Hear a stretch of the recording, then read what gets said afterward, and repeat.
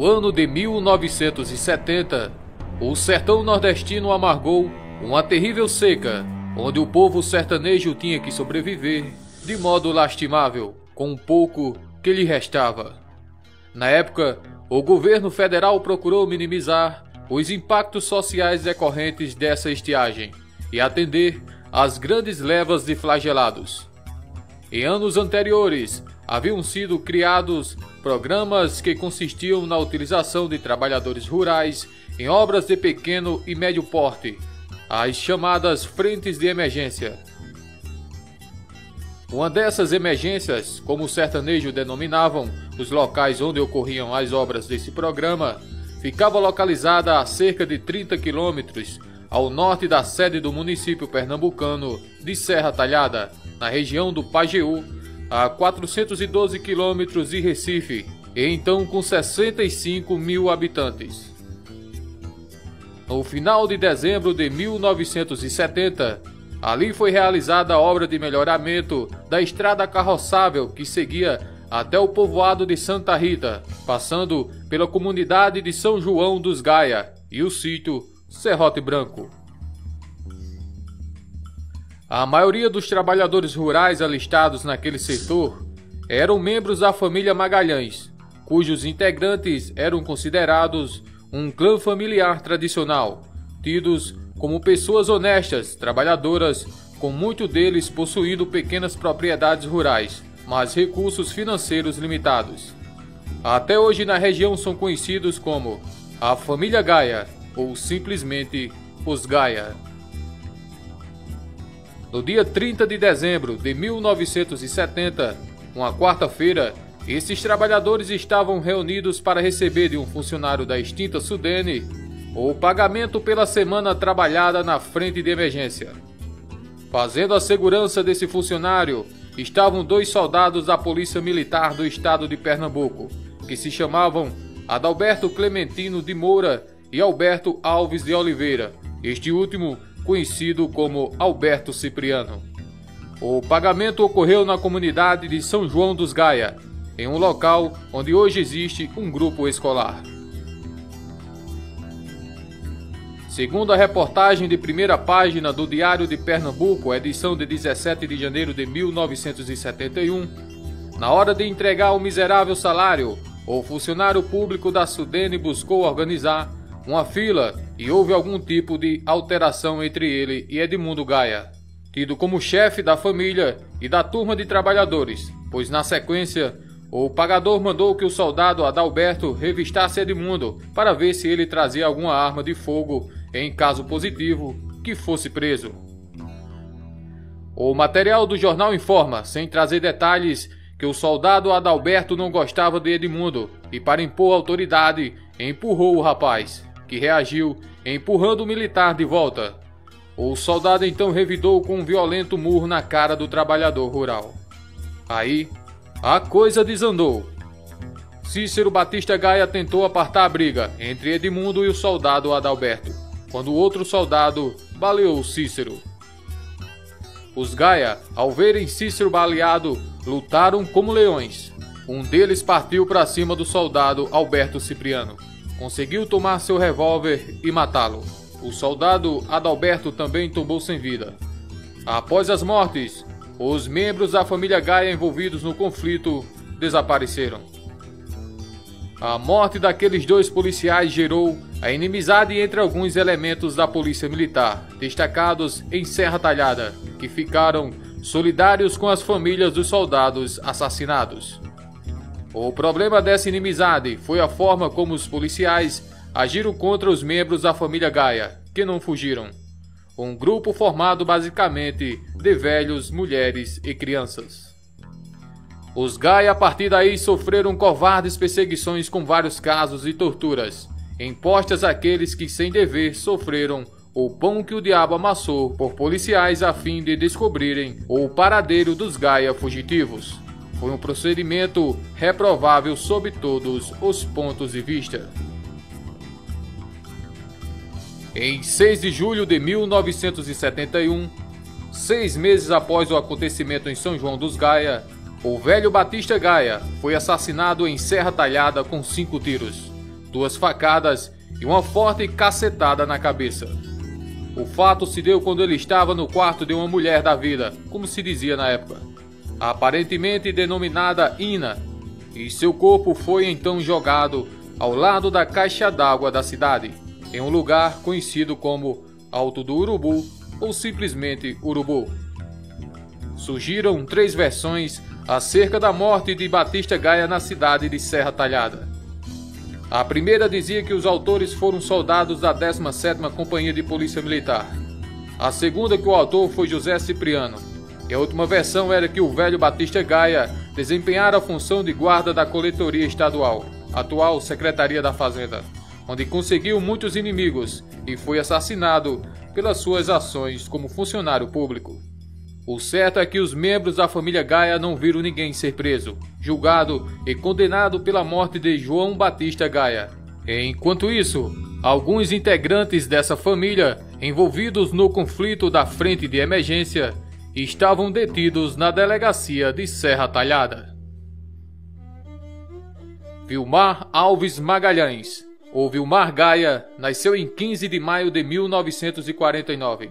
E era filho do velho Batista Gaia e de Dona Francisca Alves de Lima, que faleceu quando Vilmar tinha 8 anos de idade.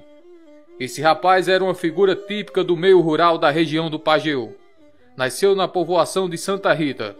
Segundo a maioria das fontes, Vilmar Gaia se encontrava em São Paulo e, após saber do assassinato do pai, voltou para o Pajeú.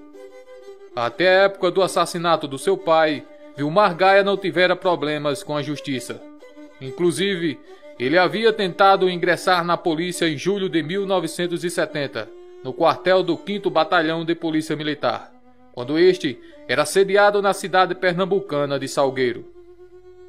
Mas agora, de volta ao sertão pernambucano e cheio de ódio, ele iria mostrar seu lado justiceiro.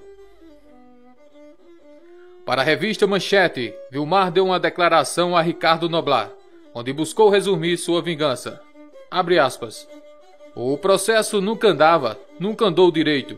A gente ia pedir ao delegado Capitão Vigílio, comandante da 17ª Companhia de Polícia Militar. E não adiantava, e não fazia nada.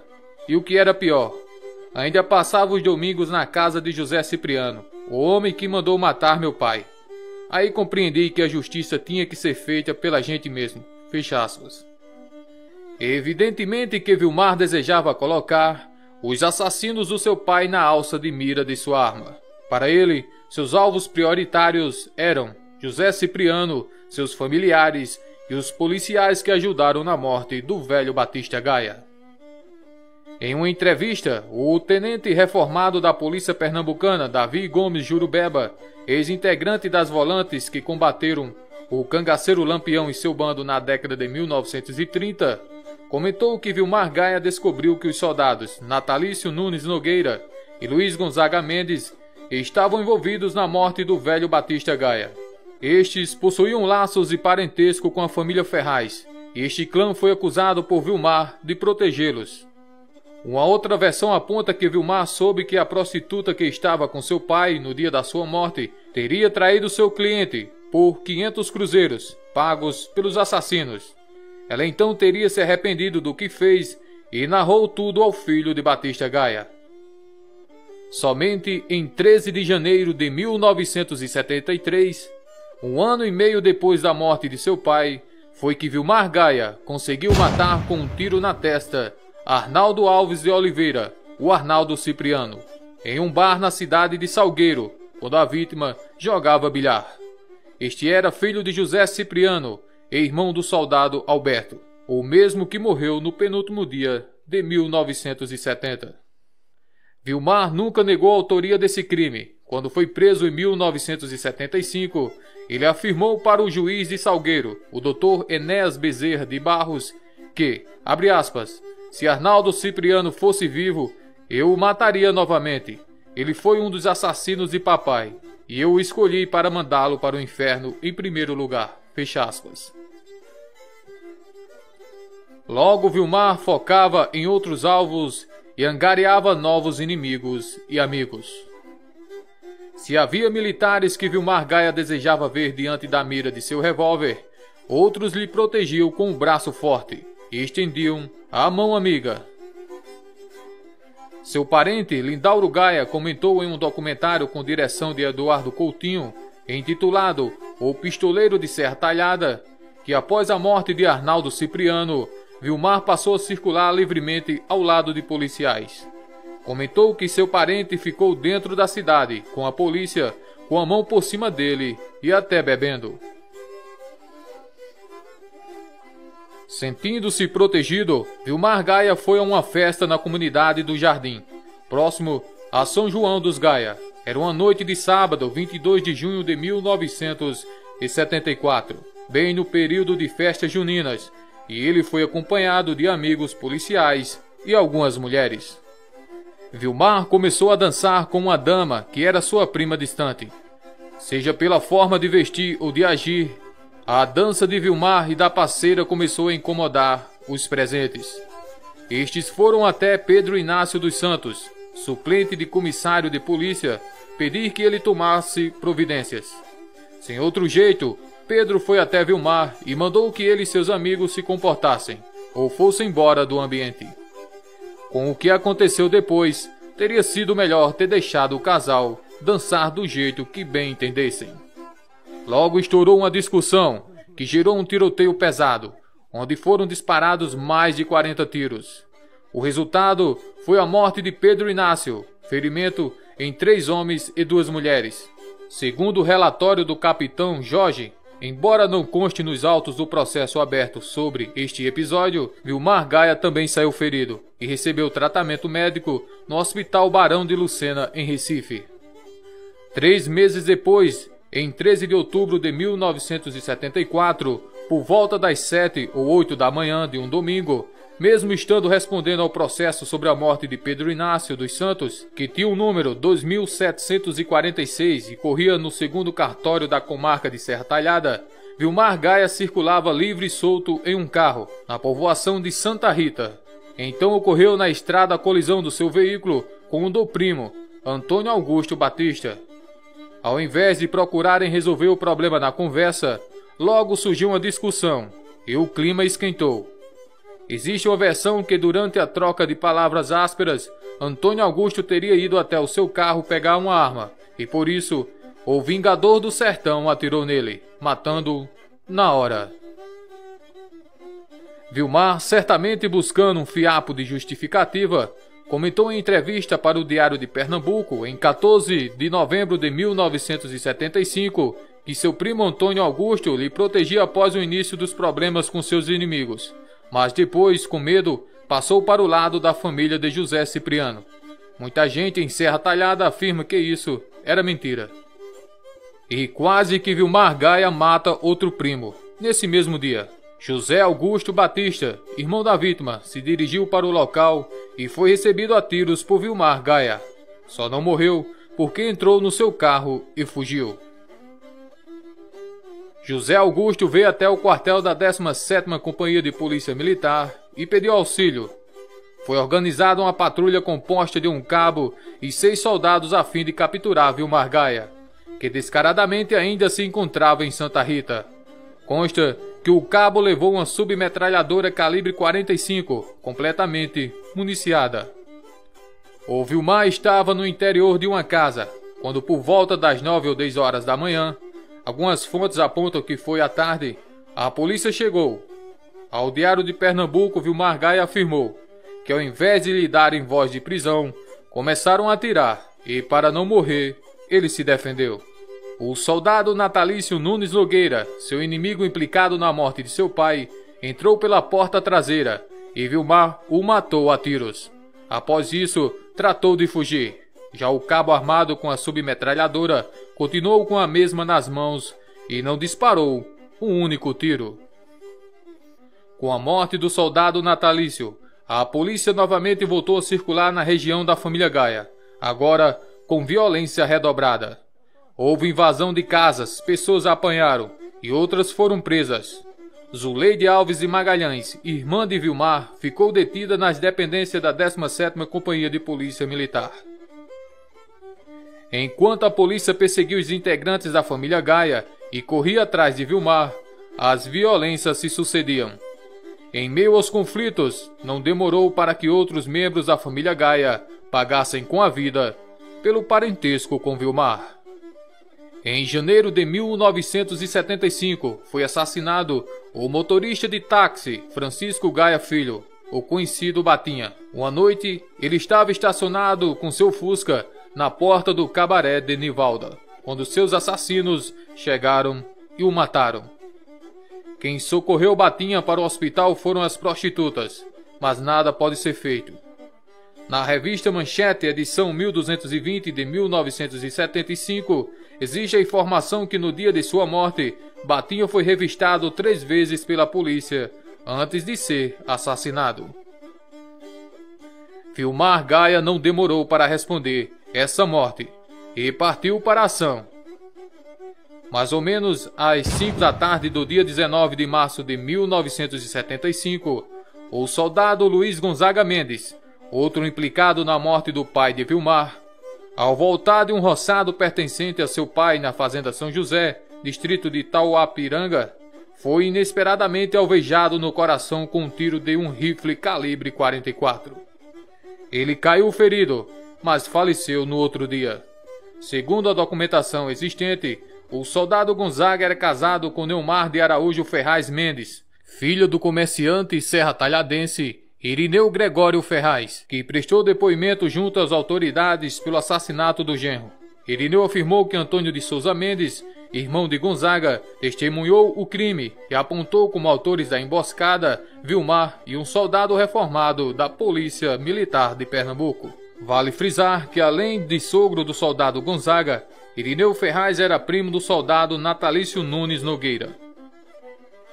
Um dia depois da morte do soldado Gonzaga, o comerciante Álvaro Batista Gaia, irmão de Batinha e casado com uma irmã de Vilmar Gaia, foi brutalmente assassinado em sua casa de comércio, chamada Aliança de Ouro. O comerciante tombou ao lado da caixa registradora, após receber disparos de revólveres e rifles, desfechados por 5 ou 6 homens armados. Segundo o escritor e pesquisador Valdir Nogueira, essa loja ficava no Alto de Bom Jesus, em Serra Talhada. Na época, suspeitou-se que os assassinos seriam comandados por Irineu Ferraz, acompanhado de vaqueiros ou de colegas do soldado Gonzaga. Mas não foi possível conseguir maiores informações sobre esse processo, ou se alguém foi preso. As notícias desses crimes ecoaram por toda a parte. Eram difundidas pelos cordéis, pelas emissoras de rádio e logo circulavam por todo o Nordeste e até a nível nacional. Inclusive, repórteres da TV Globo compareceram à Serra Talhada. Mas essa exposição nos cordéis e na mídia, mesmo a televisiva ainda sendo limitada no sertão nordestino na primeira metade da década de 1970, trouxe um lado bastante negativo para Vilmar Gaia, pois ele foi visto e seu rastro seguido em vários locais. Essas informações chegaram aos policiais e, após investigações, o capitão Jorge listou em seu relatório onde ele se escondia e recebia abrigo. Inicialmente, Vilmar se homiziava em áreas onde predominavam membros de sua família, como Santa Rita, São João dos Gaia e Serrote Branco. Mas com o rompimento entre alguns familiares, ele se afastou dessas áreas e passou a frequentar uma propriedade rural a 15 quilômetros de Serra Talhada, na altura onde se inicia a estrada que dá acesso ao distrito de Bernardo Vieira e ao estado da Paraíba. Em meio a tantas mortes em sequência, o aparato jurídico e policial do estado de Pernambuco começou a agir. E a ação se incrementou por ordem direta do então governador pernambucano José Francisco de Moura Cavalcante, certamente pressionado pela opinião pública. De Recife veio o capitão Jorge Luiz de Moura, com a missão de oficial observador. Após inspecionar o setor e tomar conhecimento dos fatos, transferiu de Serra Talhada para a cidade de Petrolina os policiais suspeitos de estarem envolvidos nos crimes anteriormente narrados e os que tinham processos abertos. De Petrolina vieram militares para manter a ordem em Serra Talhada e o policiamento ostensivo foi intensificado. o capitão Jorge apontou para seus superiores a necessidade de se trazer para a Serra Talhada um delegado especial que fosse imparcial e experiente, com total apoio da Secretaria de Segurança Pública e do Comando da Polícia Militar de Pernambuco. Em abril de 1975, foi nomeado o capitão José Ferreira dos Anjos, um oficial tido como valente, operacional e campeão de tiro da Polícia Pernambucana na época. O capitão Ferreira veio para a região conflituosa e trouxe uma equipe de 38 policiais. Consta que esse oficial arrochou geral para cima da família Gaia, sendo 10 dos seus membros presos, e houve denúncias de arbitrariedades por parte desse oficial. Em uma nota publicada no jornal carioca, A Luta Democrática, o capitão Ferreira foi acusado de deixar todos os integrantes da família Gaia detidos em uma única cela, algemados e passando fome. A ideia era forçar os membros da família a abrir o bico, como se diz no jargão policial, e informar o paradeiro de Vilmar para prendê-lo. Meses depois, o capitão Ferreira recebeu a informação que Vilmar Gaia estava em uma fazenda chamada Quiterno, ou Quitéria, na cidade cearense de Ipaumirim, a 215 quilômetros de Fortaleza e a 27 da fronteira com a Paraíba. Vilmar foi encontrado trabalhando como um empregado da fazenda. Era conhecido por Tonho. Foi preso com apenas um revólver e 5 balas. Aceitou se render ao capitão Ferreira e sua equipe sem maiores problemas, pois para o fugitivo, o oficial militar o tratou muito bem e o respeitou como homem. Segundo matéria publicada no Diário de Pernambuco, de 22 de agosto de 1975. Uma noite, menos de 3 meses após sua prisão, Vilmar soube que o capitão Ferreira seria exonerado de suas funções em Serra Talhada e sairia da cidade. Então, utilizando uma vitrola que lhe foi presenteada por uma prima, colocou um disco e abriu o volume no máximo, com músicas de Valdir Soriano e Raul Sampaio. O prisioneiro aproveitou o barulho, abriu um buraco de 50 centímetros na parede da prisão e fugiu. 3 dias depois, foi novamente capturado. Estava na fazenda Altinho, do primo Lindauro Gaia, e não tinha armas de fogo. Se entregou ao capitão Ferreira e sua escolta com 30 soldados. Ele afirmou que não queria fugir, mas temeu que com a saída desse militar, em pouco tempo seria trucidado pelos inimigos. Ficou decidido que Vilmar Gaia seria levado para a cidade de Caruaru, onde acreditavam que ele poderia cumprir sua pena com segurança. Quase 2 anos depois, no dia 8 de março de 1977, um veículo tipo Chevette, cor azul, estava estacionado com 4 homens a somente 100 metros da cadeia de Caruaru. A polícia desconfiou daquela gente e um grupo deles foi até o carro de arma em punho. Descobriram que os ocupantes daquele carro estavam com 2 rifles calibre 44, 4 revólveres, muita munição e 4 placas frias.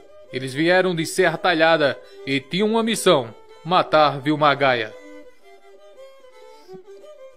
Poucos dias antes, o Vingador do Sertão, depois de 1 ano e 7 meses preso pelos 4 homicídios que havia confessado, estava prestes a deixar o cárcere. O fato havia sido bastante divulgado e isso motivou a vinda daqueles 4 homens para tentar liquidar Vilmar. O advogado Juarez Vieira da Cunha, que representava Vilmar Gaia, entrou com habeas corpus em favor do seu cliente, alegando excesso de prazo durante o sumário de culpa.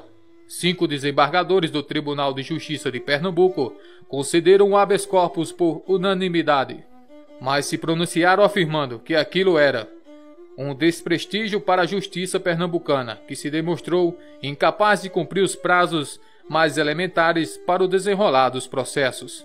Segundo matéria de O Fluminense, Rio de Janeiro, de 4 de março de 1977.